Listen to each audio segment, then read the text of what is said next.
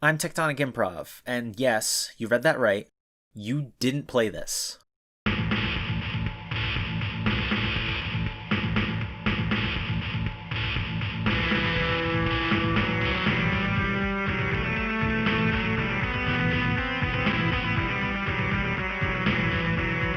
I know that's a bit of a presumptive thing to say, but I'm pretty sure about this one. Unlike my Mario ROM hack I showed off in a previous video, there is technically a small chance you have played this game, but the chance is so slim I'd have trouble believing you even if you said you did. Today's game is Fleshchasemer The Eve. Yes, there is an S in there. Before I get into anything, I gotta answer some questions, like how did I even find this game? To answer that question, I need to first talk about this. Don't worry, I'll be brief. This is the GP2X Canoe. It's an open source Linux-based device that is meant for playing games.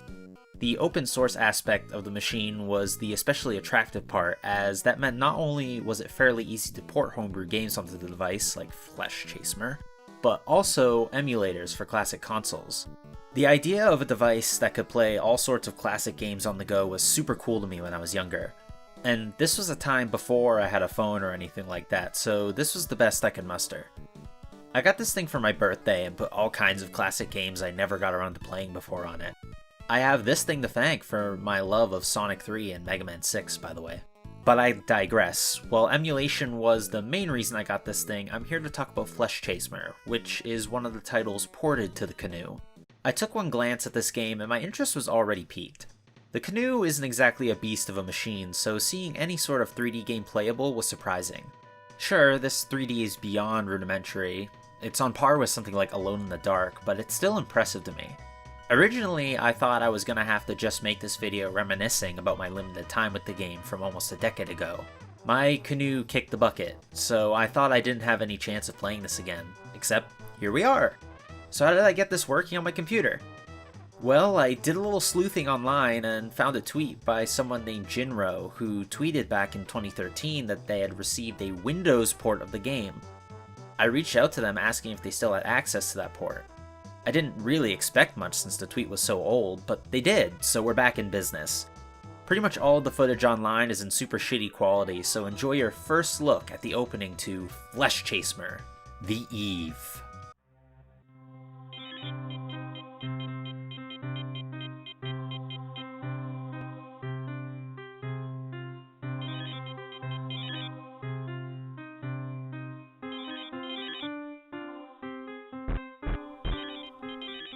Oh. Oh. Hmm.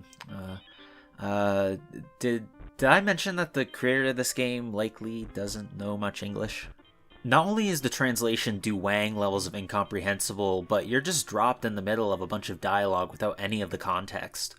This is how it was when I played it on the Canoe, but what I found out when playing this version is that this isn't where the game is supposed to begin. If you go to the Start menu and choose Restart Game, you'll be brought to the real beginning of the game. Even though we're technically at the real start of the game, it's still kind of tough to figure out what's going on. From what I can gather, you play as the witch hunter named Ak. Good enough. He's suddenly attacked by this strange flesh creature called the Huntress, who quickly overwhelms him and infests his body from the inside. Eventually, his friend Halobane finds him and assists in looking for the summoning room. In the summoning room, Ak gives his body away to the god of genocide, code...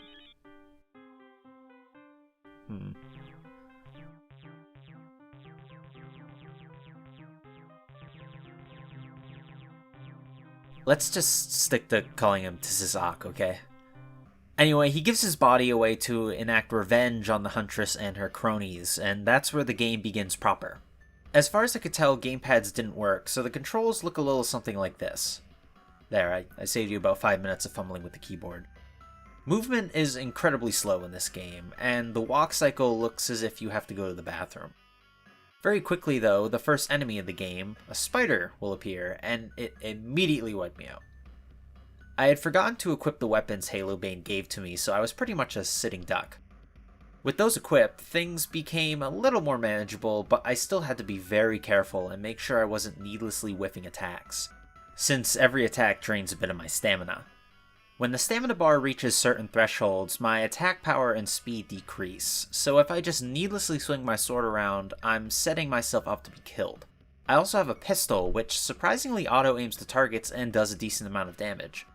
But the ammo is scarce, and it's best to save it for these fuckers. The cave bats go down pretty quickly, but they're fast, so it's better to shoot them before they can get close. Another thing that becomes apparent very quickly is the enemies respawn. I don't know exactly how it works, it seems to be random, but certain spawners can create a fuck ton of enemies at one time. That's bad news, because getting hurt in Fleshchasemer means suffering from hit stun. If I'm attacked by more than one enemy at a time and my stats aren't high enough, that's game over. As if that wasn't bad enough, getting hurt also seems to deplete a bit of the stamina meter. So whenever there's a huge mob of enemies, you'll usually see me run away from them unless I'm confident I can tank the damage. Running isn't that easy though, for reasons that should be apparent. Cautiously, and with poopy in my pants, I managed to complete the first level, which is significantly farther than I've ever gotten back to when I played this on the canoe. I don't have much to say about the second level, it just felt like more of the same with a similar spread of enemies. Except since I was a higher level, I had a much easier time. There's a leveling system, by the way. Each time you attack/defeat an enemy or consume an item, your experience bar goes up. The obvious occurs when leveling up, but something that could be exploited is the leveling effect itself.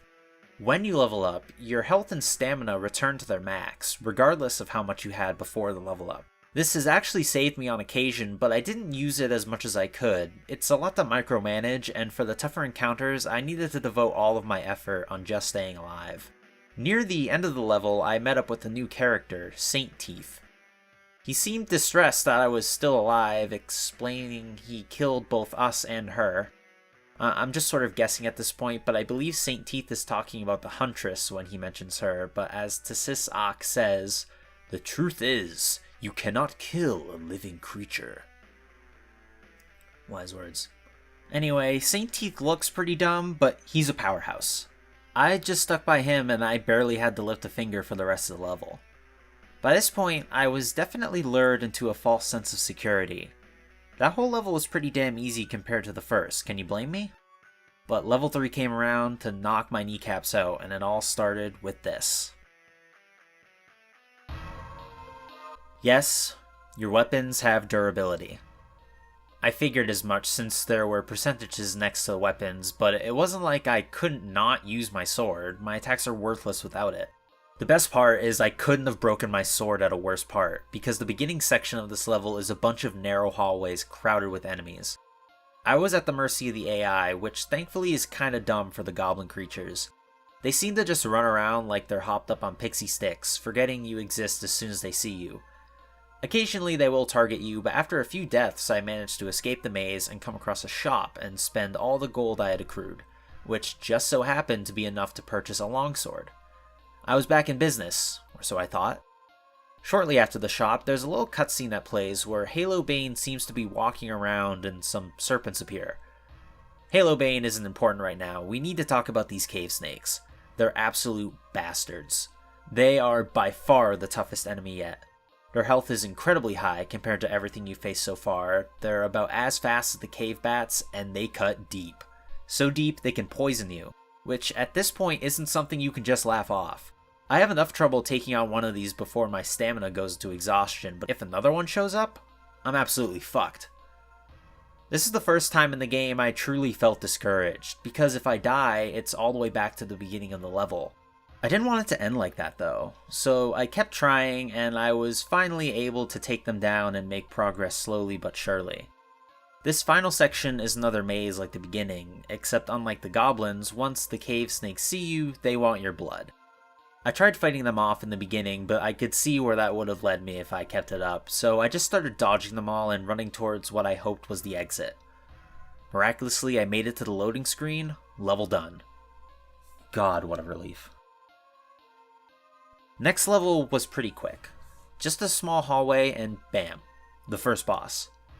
The Titan Leech was definitely intimidating, but I had a bunch of pistol ammo saved up, so anyway, I just started blasting.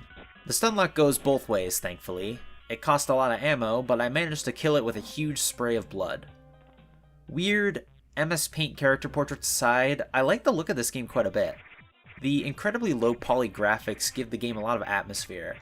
I wouldn't call it scary by any means, well, unless you consider being chased by 5 cave snakes right at the end of a level scary, but I would call the game moody.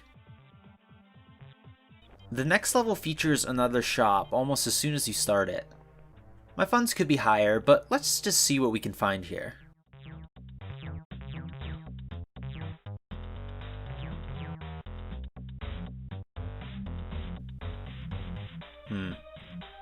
Well, we can't buy it now, so let's just put a pin in this.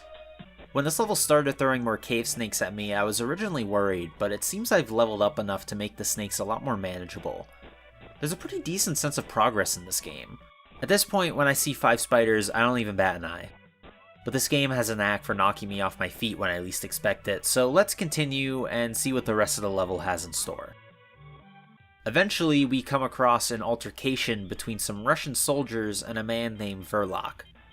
Despite the fact that the 3 men have guns, they just let him walk off, and I'm left to deal with them. In a familiar display, I'm absolutely outclassed again. The one with the gun uses my own tricks against me, and I get stun-locked from across the map. I had to rethink my strategy, so since the shop is so close to the beginning of the level and the cave snakes drop about 100 gold apiece, it was time for some grinding. At first, I got enough gold for the katana and some armor, hoping the increased attack and defense would be enough to shelter the fight. Unfortunately, it went about as well as the last time. One of my strategies involved luring the soldiers into the previous room and having the mobs in there distract them while I whittle away at their health. That didn't work either though. Even just one of the soldiers can thrash through my health faster than I can heal. I thought about just giving up here for a moment, but decided against it as I didn't really explore all my options with the shop. After a little more grinding, I came up with an admittedly cheesy strategy.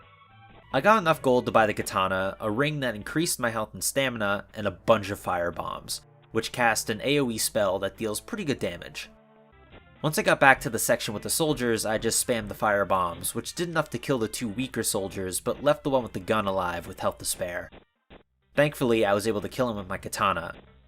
I was definitely on edge after this though, because I didn't want to die and have to redo the 40 minutes of grinding. The rest of the level was smooth sailing though, except for one scare near the end. We catch up to Dr. Vorlock, and he says to follow him to his truck. Further ahead are even more soldiers, so he gives us an invisibility potion to walk past them undetected.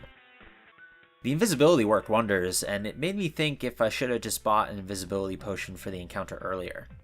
Oh well, too late now. Regardless, I made it to the end of the level. St. Teeth seems to have met up with Vorlock, and they're making their way to the capital of Russia to stop the source of these flesh monsters. The Ak tells them to drop him off in the forest, so he can converse with the god of rocket launchers and receive a powerful weapon. I wonder what that could be. Before leaving him though, Vorlock gives us an assault rifle, and finally I can use the assault rifle ammo I've had stocked up since before the game began. This level pretty much exclusively has Link clones as enemies. Really, that's what they're supposed to be. I resorted to using my new assault rifle to take them out, and while I think this is what Quasit wanted you to do here, that's the developer's name by the way, Quasit, it's not a good idea to frivolously waste ammo like this, and my decision here will come back to bite me in the ass shortly. There wasn't much else I could do though. There's too many to outrun, and getting into melee with them is risky. They attack fast and can even heal themselves. The end of the level is closed off by a gate that requires a key, and on cue, it's time for a rematch with the Titan Leech. The Titan Leech was already pretty manageable earlier in the game, so by this point it's all bark no bite, which is probably why there's 2 of them now. Even still, thanks in part to the elves I left alive distracting the leeches, I'm able to come out on top and finish the level. Next up is another short level followed by a boss encounter, and unlike the Titan Leech we fought before, this boss means business. The boss in question is actually the Huntress from the beginning of the game, so it's time for a rematch. She isn't alone though, she brought 2 Titan Leeches and plenty of other trash mobs to clutter the arena. First tip I can give is to immediately get out of the Huntress's line of sight. She uses spells that can snipe you from across the map, deal about 500 HP each, and it's pretty much game over if you're hit by them. Very fair, I know. In addition, you're gonna want to deal with the trash mobs and Titan Leeches before taking her down. So try to keep at least one AoE attack item, which will wipe out all of the weak enemies. The Titan leeches will usually come to you, but I've had points where I was pincered by the leeches and the Huntress. If that happens, you're pretty much screwed. I can't help you. I know I probably sound like a broken record at this point, but this fight felt borderline insurmountable. I got her down to a third of her health with my katana sometimes, but I would run out of stamina just in time for her to spam her own magic attacks, which finished me off within seconds. And unlike the last 2 times I had to get past a tough enemy, there wasn't an easy way to farm cash before the fight. The only enemies around that drop a significant amount of money are the elves, and like I said earlier, they're still too tough to take out reliably. This is why I regretted using all of that assault rifle ammo. It could have helped me greatly in this fight. I tried a bunch of different item combinations from the shop, new armor, new melee weapon. I even tried increasing my magic stats, hoping it would make her attacks weaker. None of it was working. Finally, I tried one last thing. I dumped the remainder of my cash in a gun repair kit and ammo for my assault rifle. It was all of my money, but if I couldn't beat her any other way, it would be worth it. I played incredibly cautiously, took care of her minions, and hid behind one of the pillars, waiting for her to appear in my line of sight. Which eventually happened, and I fired away like a maniac. There were times where I had to stop firing and move closer to her, and those moments where she wasn't stunned were very intense. With almost all of my ammunition and my assault rifle at single-digit durability, I managed to defeat the Huntress and obtain the rocket launcher. With the rocket launcher in hand, it was time to reconvene with my friends and head to Moscow and stop the mysterious creature that's responsible for TectonicImprov unfortunate situation. These next couple of levels I don't have much to say about, as they're pretty much just running away from all of the mobs. The streets of Moscow have been overrun by zombies, and there's just too many to fight in your own. It does have a bit of a climactic feel to it though. Everything's in shambles and there's a lot of explosions. Exciting! In the next level, we finally meet up with Halobane again, who seems to have fallen under the influence of the same parasite TectonicImprov was infected with, so we gotta put him out of his misery. Much like the Huntress fight, Halobane has some Titan leeches with him. Unlike the Huntress though, these leeches will turn on Halobane and attack him. This makes the fight incredibly easy, since the leeches can take out the brunt of his health while you sit pretty. When Halobane is killed, the level ends, and we're sent to what I can only assume is the final level. There's one more shop, although at this point I barely had any cash, so it was practically worthless. Once I entered the building to the right, it was time to fight the fucking motherland. Except this fight was a total slaughter. I was so tapped on supplies, I didn't stand a chance against her. She has the most health out of anything I've faced thus far, a ton of additional mobs helping her, and has the same spammy magic as the Huntress. Sorry to say this everyone, but this is where my Fleshchasemer journey ended. I'm right at the final boss, I know, but I would have had to pretty much restart the game, optimize my purchasing, as well as do additional grinding to even have a shot at taking her down. And I'm not up for that. Maybe one of you can beat it though. There's a download link for the game in the description. If you're gonna try and beat this game, record the footage and let me know on Twitter or something that you did. I'll give you a gold star or something. So, is Fleshchasemer a good game? The answer is a little complicated because this isn't a big scale release made by a team. It was done by one guy on limited resources. It's definitely ambitious, that's for sure. 3D graphics on late 2000s Linux handhelds weren't exactly commonplace. This game seems to have a lot going on under the hood, which is admirable. The problem is that it's really clunky to interface with, and just as soon as you get a leg up, you're knocked back down by the next challenge. The story isn't just incomprehensible, but also has too many allusions to certain historical figures that make me tug my collar. This game does fascinate me though. Not just because it's quite impressive for what it is, but it's almost like a poster child to me for the loads of other small-time homebrew/indie games that never seem to gather much attention. Fleshchasemer The Eve is like a peek into a forgotten world long gone, and for that I'd say check it out, if only to preserve its memory. Not to mention, you could be the first person to actually see the ending of this game. I'm not convinced anyone has actually done it. I've never seen proof after all. Until then, I'm TectonicImprov, and I'll be back soon.